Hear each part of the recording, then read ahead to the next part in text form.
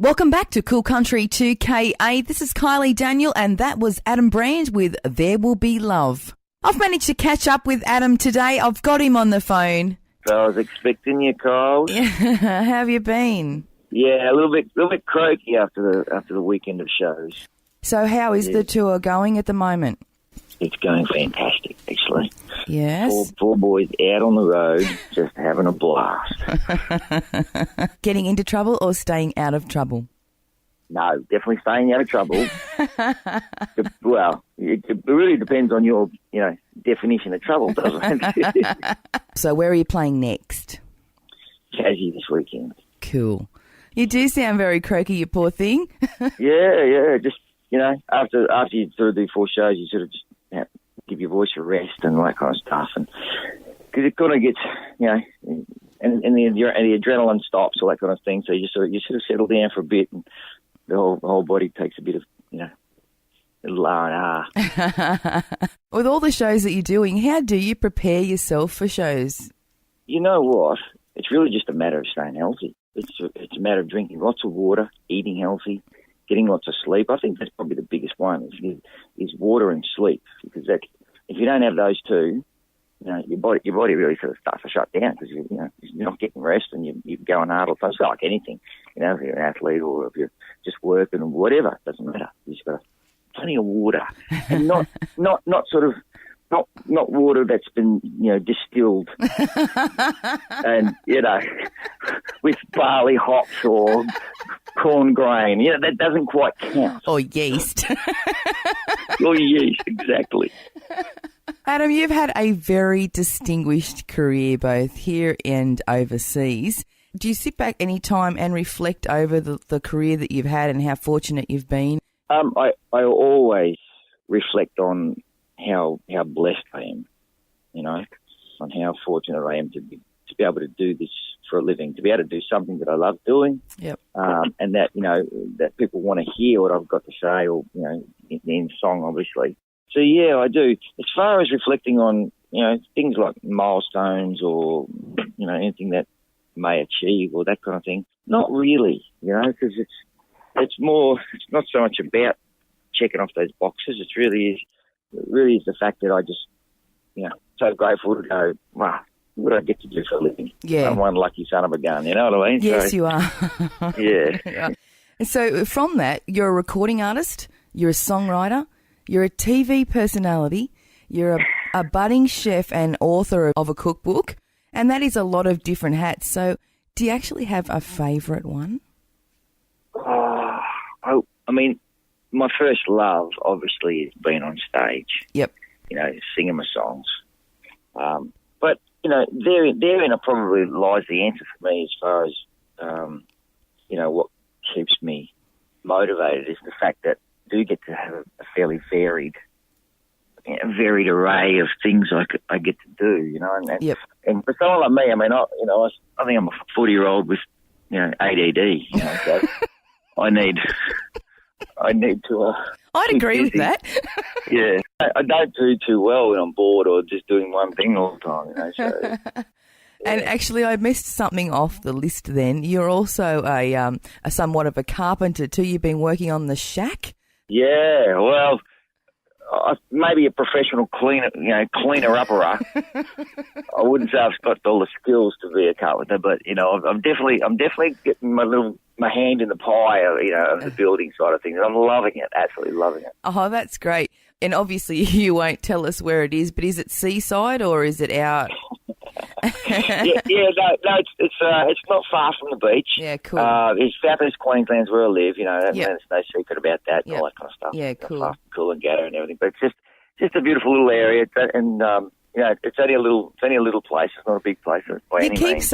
You keep saying I see on Facebook that it's my little shack or it's just a little house, and I'm thinking it's probably not. I've got this vision of this huge big palatial mansion, and you're going, oh, this is just my little shack, I know, and I think a few people have got that, but in fact, I'm very correct when I say shack. It was a little tiny little cottage that was built in the 50s, and it had two bedrooms, one bathroom, and one little living area with a little kitchen in it. So it was tiny. Now I've added on to it a bit, but it's only a little block, but it's definitely a shack. But I'm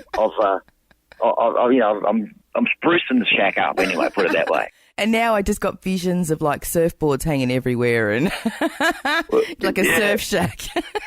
Yeah.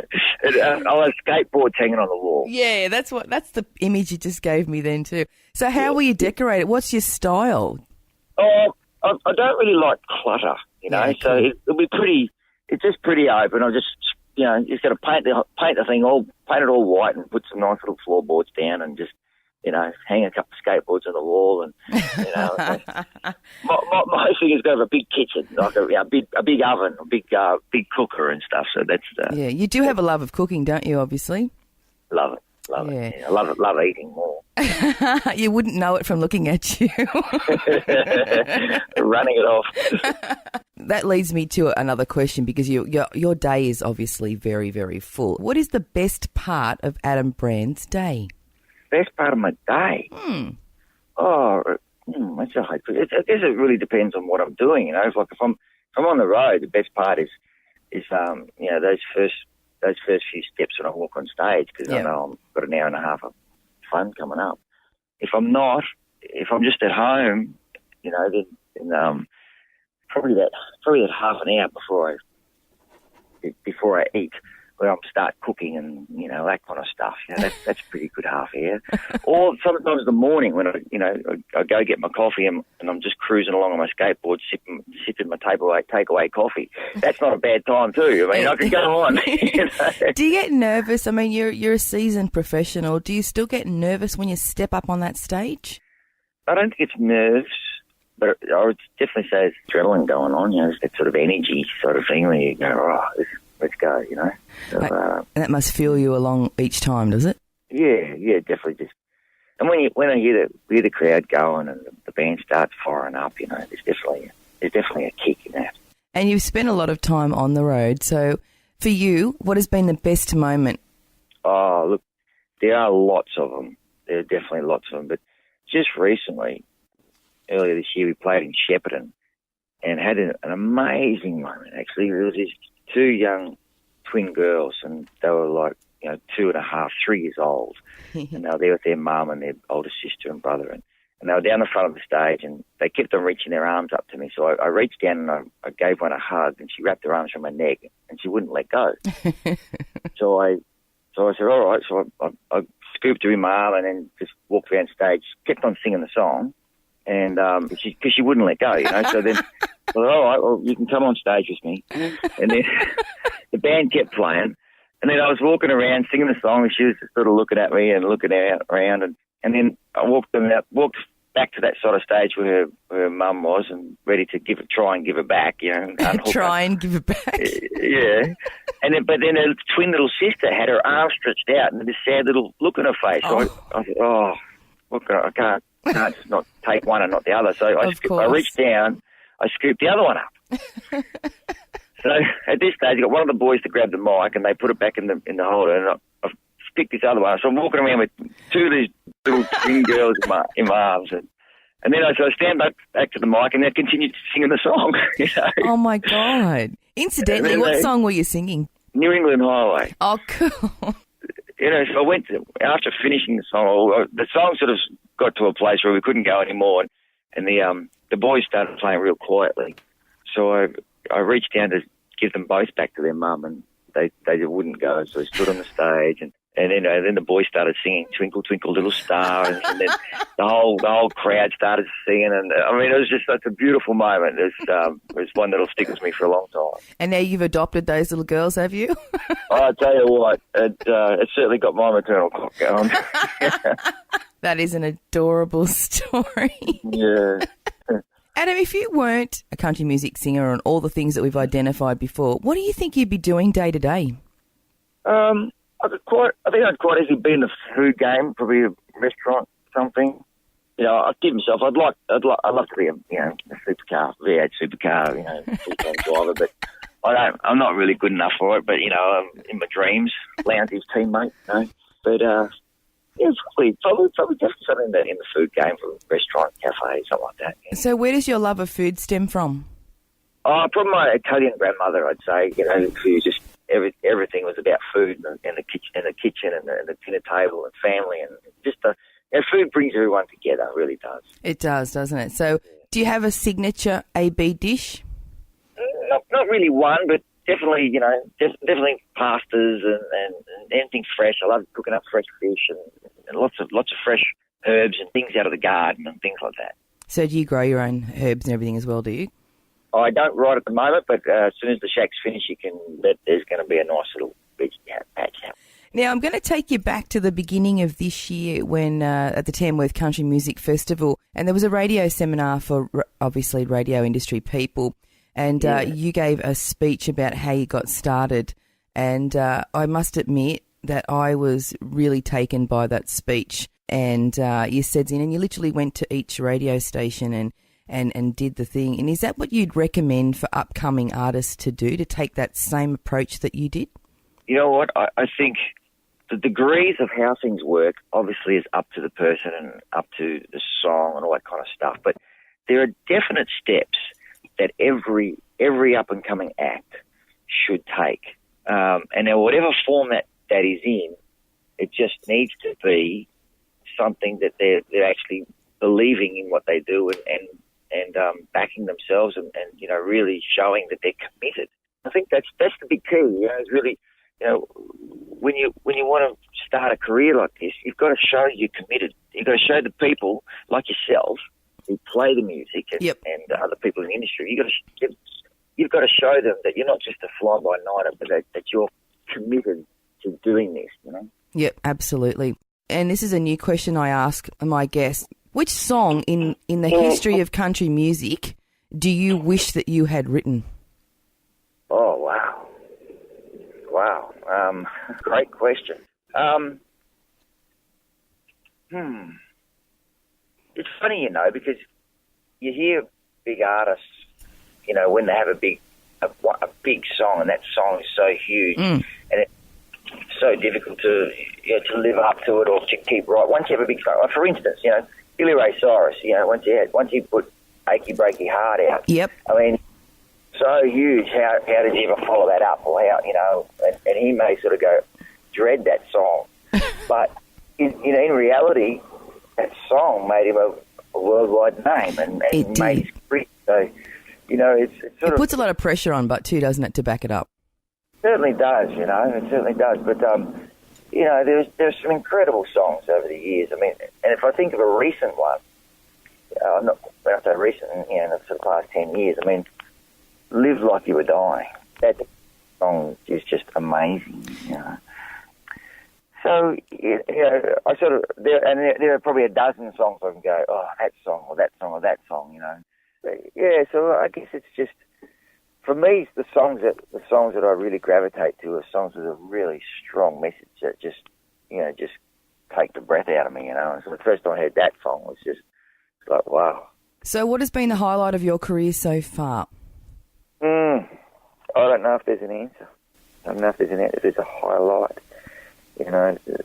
There are just special times. My highlights really are those special moments that you can't recreate and no one else can recreate. You can't. It's not a moment that if I sell this many albums, then that a special moment will happen. I mean, they're all satisfying. They're all great. Yep. They're lovely. It's the special moments that are completely spontaneous and that just cannot be recreated. Yeah, like about the two twin girls that you've just spoken about. I mean, that's a moment in time, isn't it? Absolutely. You can never recreate that, and it'll never, and if I try to manipulate it, go, okay, well, I'm going to look for little kids from now on, and you know what I mean? There's a law against that, Adam. Yeah, you know what I mean? Look from in the audience and go, right, let's see if I can... Find a cute 2-year-old. Make something happen that's cute, It'll never happen. Are those things that just happen, And, yeah. Yeah. Who would you want to do a duet with, given the opportunity to work with anybody in the entire world? Oh, wow. I grew up listening to Mellencamp, John Mellencamp. That's cool. That'd be a cool person to do a duet with. Also, Springsteen, the boss. Yeah. If you're going you know, that'd be something you could put on you. I could put on my gravestone. I sung with the boss, and Following from that question, who would Adam Brand wait in line to get an autograph for or to have his photo with? I'm a big race fan, so I actually have stood in line waiting for an autograph of some of my heroes. I'm a big Speedway fan, so Gary Rush, Max Dunsey, these guys who are big in the Speedway world. I've stood in line and got their autograph. So, that is very cool. Hulk Hogan, when I was growing up, actually when I was as an adult too, The Rock. I was there in line waiting for an autograph from The Rock. No problem. Oh, you're a card. I've got 2 questions for you, and then I'm going to let you go. The first one is your latest album, There Will Be Love, is about love, and it's about hope and the idea of love, and that you believe in love. So you're obviously romantic. So what would a first date with Adam Brand be like? First date would probably be a little something that I'd fixed up, like like a little I don't know if wouldn't call it a picnic, but be some nice food, and packed up maybe some cheese and some salami and some bit of bread and some grapes and a bit of chocky, packed in a little esky, maybe a couple of cold beers, and it'd be probably in the back of the ute, parked down by the beach. Yeah, I think something like that. That's very cool. Yeah. Describe yourself in one word only. Oh, one word. Yeah, one word. Cheeky. That's so funny. That's exactly the same word that was in my brain then. Okay, my final question, and this is one that I ask all of my guests. What is the last CD that you purchased or the last album you downloaded? Oh, what was it? Last album I downloaded. The last album, actually, you know what it was? Go on. It was the Eddie Vedder ukulele album. I got nothing. Eddie Vedder Pearl Jam ukulele album. It's cool. It's very cool. Why did you do that? Well, because I've been bringing pulling the ukulele out, for the last couple of years. Cool. And stuff, and I just thought. Then when I heard that Eddie Vedder did one, I was like, Eddie Vedder playing the ukulele. It's interesting. It's piqued my interest. yeah, gotta check it. Adam, it's been an absolute pleasure to speak to you this morning. It's been a pleasure for me to talk to you. You got some great questions, Carl. So anytime you have a chat, you just buzz me, okay?